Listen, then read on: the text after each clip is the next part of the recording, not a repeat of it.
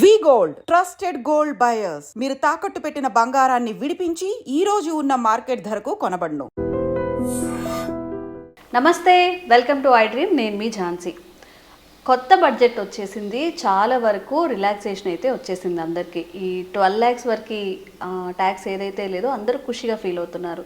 మరి ఆ ట్యాక్స్ అమౌంట్ని ఖర్చు పెట్టాలా, ఎందులో ఇన్వెస్ట్ చేయాలి, ఎలా మనం ఇన్వెస్ట్ చేసుకుంటే గుడ్ రిటర్న్స్ ఉంటాయి, ఈ విషయాలన్నీ డిస్కస్ చేద్దాం. ప్రస్తుతం అంతా ఉన్నారు యాంఫై రిజిస్టర్ ఇంకా mutual fund distributor Bonigala Salmon garu. ఆయనతో మాట్లాడి ఎందులో మనం ఇన్వెస్ట్ చేస్తే గుడ్ రిటర్న్స్ పొందొచ్చు, ఈ విషయం గురించి పూర్తి డీటెయిల్స్ తెలుసుకుందాం. నమస్తే అండి. నమస్తే సార్, అందరికీ ఒక రిలాక్సేషన్ అయితే వచ్చింది. ఇప్పటి వరకు ట్యాక్సులు కట్టి కట్టి కట్టి వేరే దేశం పారిపోదాం అనుకున్న వాళ్ళకి కూడా కాస్త రిలీఫ్, కొంచెం ఒక 12 lakhs కానివ్వండి, ఏదైతే మన బడ్జెట్ వచ్చిందో వాళ్ళు సరదాగా ఖర్చు పెట్టుకోకుండా వాళ్ళ ఫ్యామిలీకి ఉపయోగపడేలాగా ఎలా సేవ్ చేసుకుంటే బెటర్ అంటారా, ఖర్చు పెడితే బెటర్ అంటారా, మోడీ గారు చెప్పినట్టు టూర్స్కి వెళ్తే బెటర్ అంటారా, ఎలా అయితే బెటర్ అంటారు? అమ్మ, మంచి క్వశ్చన్ అడిగావు. మొన్న బడ్జెట్లో వేతన జీవులకి పెద్ద ఊరట, ఎంప్లాయీస్కి 12,75,000 వరకు ట్యాక్స్ ఏం లేదు. అవును, 12,75,000 దాటితే మళ్ళీ స్లాబ్స్ వస్తాయి. ఇప్పుడు 12,75,000 వరకు నేనేమంటే పాత రెజ్యూమ్ ప్రకారం చూస్తే సుమారుగా 96,000-97,000 ట్యాక్స్ పడేది వాళ్ళకి. సో అంటే నెలకి 8,000, నెలకి 8,000 సేవ్ అవుతుందంటే వెరీ గుడ్ అమౌంట్.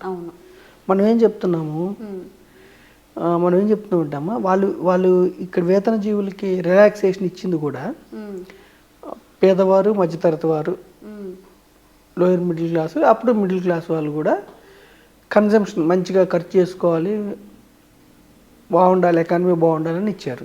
మనం ఏం చెప్తున్నామంటే ఈ 8,000ని ఎలాగో ఓల్డ్ రిజ్యూమ్లో అయితే 96,000 పడుతుంది, అంటే నెలకి 8,000 పడుతుంది. కాబట్టి 8,000 మీరు చక్కగా ఇన్వెస్ట్మెంట్ చేసుకోండి. బ్యాంకులో సేవింగ్స్ వద్దు, ట్రేడింగ్ వద్దు, ఒకటే సూత్రం, ఇన్వెస్ట్మెంట్ చేయండి. ఎందులో చేయాలి సార్? మంచి క్వశ్చన్ అడిగారు. Diversified equity mutual funds. Okay, diversified వివిధ రంగాలు, ఈక్విటీ, ఈక్వల్ ఆపర్చునిటీస్. ఈక్విటీ అంటే కంపెనీలో ఓనర్షిప్,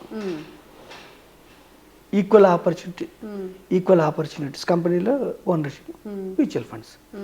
డైరెక్ట్ స్టాక్స్ కొంటే ఏంటంటే మంచిదే, స్టాక్స్ కొంటే నేను కాదంటలా, డైరెక్ట్గా మీకు నాలెడ్జ్ ఉండి డైరెక్ట్ స్టాక్స్ కొంటే సూపర్.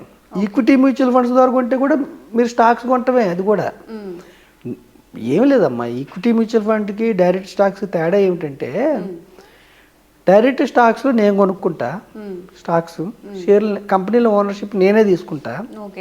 ఈక్విటీ మ్యూచువల్ ఫండ్స్ అంటే నా తరపున సెబీ మ్యూచువల్ ఫండ్ సంస్థలు నియమించి వాళ్ళు కొంటారు, నా కోసం మ్యూచువల్ ఫండ్ సంస్థలు షేర్లు కొంటాయి, అదొకటే తేడా.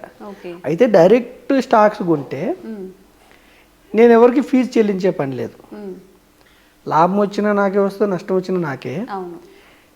ఈక్విటీ మ్యూచువల్ ఫండ్స్ ద్వారా కొంటే కూడా లాభం వచ్చినా నాకే, నష్టం వచ్చినా నాకే. ఒక్క ఫీజు ఏంటంటే 2% సుమారుగా అటు ఇటుగా, అంటే ₹1,00,000 సంవత్సరానికి ఒక 2,000 మ్యూచువల్ ఫండ్ సంస్థలకి ఎక్స్పెన్స్ రేషియో లాగా చెల్లించాలి. చెల్లించినప్పుడు మనం ఏమి ఇవ్వం, ఆ ఫండ్లోంచి తీసుకుంటారు. అది సంవత్సరానికి. ఒకవేళ మీరు 4 రోజులే ఉన్నారనుకోండి అమ్మా, 4 రోజులు ఫీజే తీసుకుంటారు. ఒక్కరోజు ఉంటే ఒక్కరోజు ఫీజే తీసుకుంటారు. ఆ 2,000ని డివైడెడ్ బై 1,00,000కి 2,000 అనుకోండి, 2,000 డివైడెడ్ బై 365 వేసి ఒక్కరోజే మీరు మ్యూచువల్ ఫండ్లో ఇన్వెస్ట్ చేస్తే ఒక్కరోజు ఫీజే తీసుకుంటారు. అంటే రిటర్న్స్ ఎలా ఉంటాయి ఇప్పుడు ఇందులో? రిటర్న్స్ ఏంటంటే అమ్మా, రిటర్న్స్ నాట్ గ్యారంటీడ్.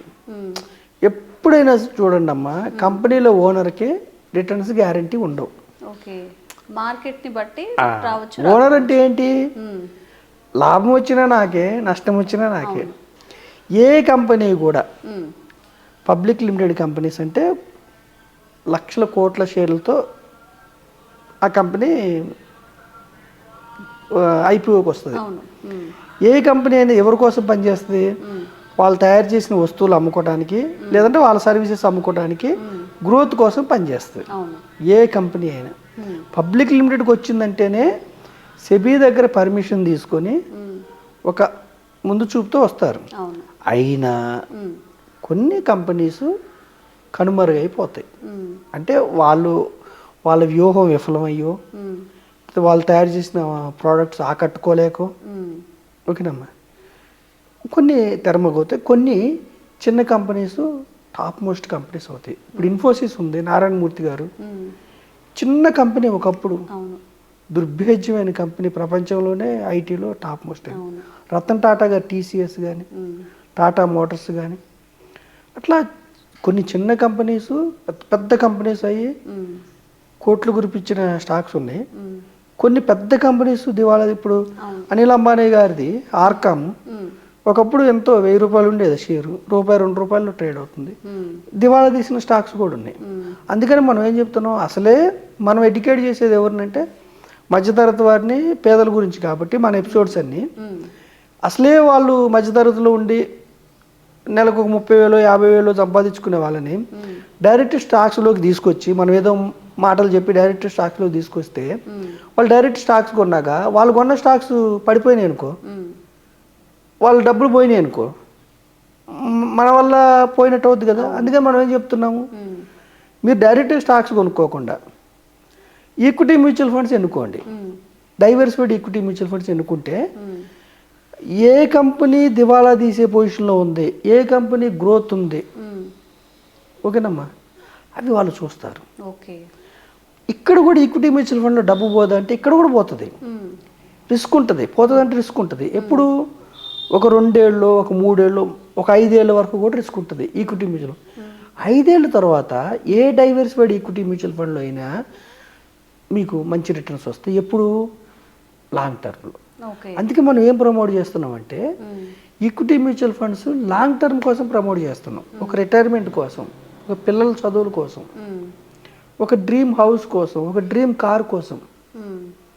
అప్పుడు మీకు జనరల్ ఈక్విటీస్లో రిటర్న్స్ ఎట్లా వస్తున్నాయి అంటే సెన్సెక్స్లో 12 to 15% వస్తున్నాయి. ఎట్లా అంటే జీడిపి ప్లస్ ఇన్ఫ్లేషన్. జీడిపి అంటే గ్రాస్ డొమెస్టిక్ ప్రోడక్ట్, అంటే మన దేశంలో ఉన్న అన్ని ఫైనల్ వస్తువుల యొక్క విలువ, సర్వీసెస్ యొక్క విలువ, exports minus imports, exports add చేసి ఇంపోర్ట్, ఇట్లా చూస్తే GDP gross domestic plus inflation అంటే ద్రవ్యోల్బణం, ప్రతి సంవత్సరం ధరల పెరుగుదల వివిధ కారణాల వల్ల. ఈ రెండు కలిస్తే ఎంత వస్తున్నాయి, ఈక్విటీలో అంత వస్తున్నాయి. అంటే ఇది కంపల్సరీ అని కాదు, జనరల్గా అలా వస్తున్నాయి. కాబట్టి ఎన్ని ఒడిదుడుకులు ఉన్నా కానీ ఒక 12% వస్తున్నాయి ఈక్విటీస్లో. కాబట్టి ఎఫ్డీలో 6% 7% వస్తున్నాయి. కాబట్టి మనం ఏం చెబుతున్నాం అంటే ఈక్విటీ మ్యూచువల్ ఫండ్స్ అయితే స్ట్రెయిన్ ఉండదు, ఏ కంపెనీలో షేర్లు కొనాలి, ఏది కొనాలి, ఫండ్ మీద చూసుకుంటాడు. పైగా ద్రవ్యోల్బణం బీట్ చేసే రిటర్న్స్ వస్తున్నాయి. ఎప్పుడు వస్తున్నాయి అంటే దీర్ఘకాలం ఉంటే. కాబట్టి నేను ఏం చెప్తున్నానంటే నిర్మలా సీతారామన్ గారు ఇచ్చిన అవకాశాన్ని, ఏది 96,000 మీకు ట్యాక్స్ సేవ్ అయిందని, నెలకి 8,000ని ఈక్విటీ మ్యూచువల్ ఫండ్స్లో దీర్ఘకాలం కోసం అంటే ఒక 10 ఏళ్ళు, 15 ఏళ్ళు, 20 ఏళ్ళు, 25 ఏళ్ళు పెట్టుకుంటే ఈక్విటీస్లో ఉన్న పెద్ద అడ్వాంటేజ్ ఏంటంటే పవర్ ఆఫ్ కాంపౌండింగ్, చక్రవడ్డీ, రిటర్న్స్ ఆన్ రిటర్న్స్.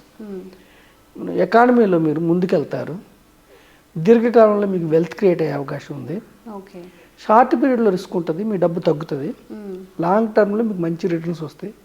సో మనం ఏం చెప్తున్నామంటే గవర్నమెంట్ ఇచ్చిన అవకాశాన్ని, ట్యాక్స్ సేవింగ్ అవకాశాన్ని ఇన్వెస్ట్మెంట్ వైపు మీరు మళ్లించి, డైవర్సిఫైడ్ ఈక్విటీ మ్యూచువల్ ఫండ్స్ మీరు మళ్లించి, ఇండైరెక్ట్ స్టాక్స్ ఇవి కూడా ఒక 50 కంపెనీలు మీరు ఓనర్షిప్ తీసుకొని, ఓనర్షిప్ తీసుకోవటం వల్ల మీకు పర్పెచువల్ ఎప్పటికీ మీకు డబ్బును సమకూర్చి పెట్టేలాగా, ఓకేనమ్మా, మీకు మంచి ఇన్కమ్ జనరేట్ అవుతుంది. అందుకని మనం ఏం చెప్తుంటే ఈ యొక్క ట్యాక్స్ మనకి ఇచ్చిన గవర్నమెంట్ ఇచ్చిన ట్యాక్స్ సేవ్ని మీరు జాగ్రత్తగా ఇన్వెస్ట్ చేసుకొని మంచిగా ధనవంతులు అవడానికి, మీ యొక్క లివింగ్ స్టేటస్ మారటానికి, మీ యొక్క గోల్స్ నెరవేరటానికి మీరు ఉపయోగించుకోమని మన ఎపిసోడ్ ద్వారా నేను తెలియజేస్తున్నాను. ఓకే, నిజంగా చాలా మంచి అవకాశం. అలాగే ఈ మీరు చెప్పినట్టు 96,000 దాదాపుగా రౌండ్ ఫిగర్ ఒక 1 lakh, మనం ఒక 1 yearకి 1 lakh కనుక ఇన్వెస్ట్ చేయగలిగితే నిజంగా రిటర్న్స్ బాగుంటే ఇంకా హ్యాపీ లైఫ్ లీడ్ చేయొచ్చు. Thank you sir, thank you so much. Thank you అమ్మా, ఝాన్సీ.